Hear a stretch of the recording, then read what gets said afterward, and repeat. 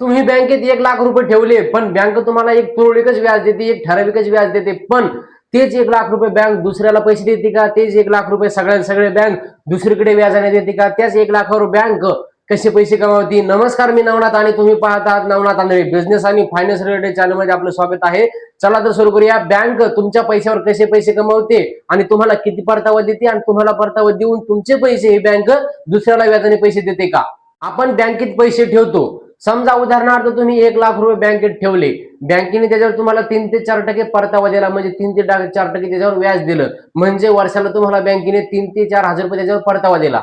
मग बँक पैसे कशी कमवती? सर्वात महत्वाचा प्रश्न आहे की बँक पैसे कशी कमवती. बघा, बँक आपल्याकडून ठेवलेले पैसे आपल्याला त्याच्यावर 3 ते 4% जे ठराविक व्याज आहे ते व्याज देते. पण आपले 1,00,000 रुपये ठेवलेले असतात ते पैसे जे त्या पैशावर बँक पैसे कसे कमवती? बँक ही एका विषयावर पैसे कमवत नाही. बँक ही तुम्हाला फक्त तुमच्याच गोष्टीवर देऊन पैसे कमवत नाही. तुमचे पैसे घेऊन ती बँक फक्त तिजोरीतच ठेवत नाही, त्यावर बऱ्याच गोष्टी असतात, जसं की कार लोन असेल, होम लोन असेल, बिझनेस लोन असेल, एज्युकेशन लोन असेल, क्रेडिट कार्ड असेल, यासारख्या गोष्टीतून बँक इतरांना पैसे देते आणि त्या पैशावर मोठा वाटा मिळून 9-10% परतावा मिळून बँक त्यावर पैसे कमवते. तुम्हाला 3-4% व्याज देते बँक आणि त्यात तुमच्या पैशावर 9-10% परतावा मिळतो, म्हणजे बँकेत याचा फायदा आहे. बँकेचा हा बिझनेस आहे. कोणता? होम लोन असेल, कार लोन असेल, क्रेडिट कार्ड असेल, एज्युकेशन लोन असेल, या गोष्टी आहेत. या गोष्टीतून बँक पैसे कमवते. उदाहरण पाहूत. बघा, तुम्ही बँकेत 1,00,000 रुपये ठेवले, तुम्ही तुमच्या बँकेत 1,00,000 रुपये तुमच्या अकाउंटला टाकले, बँकेने त्यावर तुम्हाला परतावा दिला 3 ते 4%. 1,00,000ला तुम्हाला परतावा दिला 3 ते 4% आणि बँकेने तेच पैसे घेऊन इतर लोकांना किंवा इतर कर्जदारांना ते पैसे वाटप केले. इतर कर्जदारांना पैसे वाटप केले 9 रुपये आणि तुम्हाला दिले 3 ते 4 रुपये.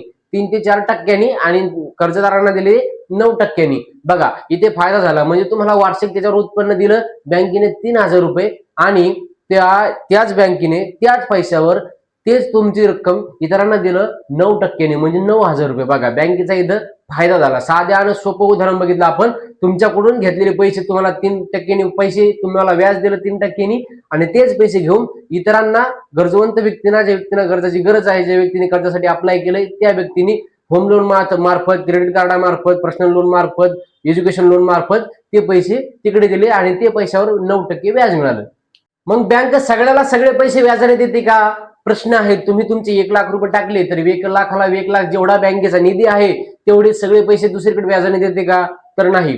बँक आरबीआयच्या नियमानुसार रिकव्हरिंग बँक फंड असतो, त्या फंडानुसारच आपल्याला ती बँक तिच्या नियमानुसार, आरबीआयच्या नियमानुसार रिकव्हरिंग बँक फंड, आरबीआयच्या नियमानुसार तो फंड असतो आणि त्या फंडानुसारच सगळे पैसे बँक दुसऱ्याला व्याजाने देत नाही. त्यातले काही टक्के पैसे ही बँके जवळ ठेवते, स्वतः जवळ ठेवते, स्वतःच्या तिजोरीत पैसे ठेवते आणि काही टक्केच प्रमाणात ते पैसे दुसरीकडे वाटप करते व्याजाने. बँकेला इतर कर्जाने पैसे द्यायचा मार्ग कोणता आहे? बघा, होम लोन असेल, होम लोन ही आपण बँकेतून कर्ज घेऊ शकतो किंवा बँक ही त्या पैशाला कर्ज देते. त्याच्यानंतर कार लोन असेल, बघा, कार घ्यायची असेल आपण, कार लोन करतो, त्यावरही बँक कार लोनवर पैसे देते. म्हणजे बँकेचा एक मार्ग झाला होम लोन, दुसरा मार्ग झाला कार लोन, तिसरा मार्ग झाला क्रेडिट कार्ड. बघा, बरेच लोक आहेत, बरेच या भारतामध्ये, या देशामध्ये भरपूर लोक आहेत की ते क्रेडिट कार्डाचा वापर करतात, क्रेडिट कार्डवर लोन घेतात, आपली गरज बघतात, परत लोन पुरतात. त्यानुसार बँक क्रेडिट कार्डावरही पैसे कमवते. त्याच्यानंतर बँक पर्सनल लोनही पैसे कमवते. पर्सनल लोन, ज्या व्यक्तीचा स्कोर चांगला आहे, त्या व्यक्तीला पर्सनल लोन बँक देते. 9 रुपये, 7 रुपये, 8 रुपये, 11 रुपये, 10 रुपये बँक पैसे देते. त्यावरही बँकेला फायदा होतो. त्याच्यानंतर होम लोन असेल, होम लोनवरही बँकेला फायदा होतो. बँक होम लोन घरावरही कर्ज देते. त्याच्यानंतर तुमचं पर्सनल लोन असेल त्याच्यावर देते. त्याच्यानंतर तुम्ही क्रेडिट कार्ड असेल त्याच्यावर देते. त्याच्यानंतर तुमचं एज्युकेशन लोन असेल, शिक्षणासाठी तुम्ही जर लोन घेतलं आहे तर त्याच्यावरही बँक तुम्हाला व्याज देते आणि त्याच्यावरही बँक कमाई करते. बघा, आतापर्यंत तुम्हाला समजलं असेल की बँक पैसे कसे कमवते, बँकेला आलेले पैसे उत्पन्न कसं होतं, बँकेचे पैसे आलेला व्यवहार कसं होतो, बँक दुसऱ्यांना कर्ज कधी देते, बँक तुम्हाला किती टक्क्यांनी परतावा देते आणि तुम्ही जे पैसे ठेवलेत त्या पैशावर किती परतावा देते, आपण आजच्या व्हिडिओमध्ये सविस्तर बघितलं आहे. मित्रांनो, आजचा व्हिडिओ जर तुम्हाला आवडला असेल तर लाईक करा, शेअर करा, सबस्क्राईब करा. धन्यवाद. भेटूयात पुढच्या व्हिडिओमध्ये. तोपर्यंत पाहत राहा नवनाथ आंधळे.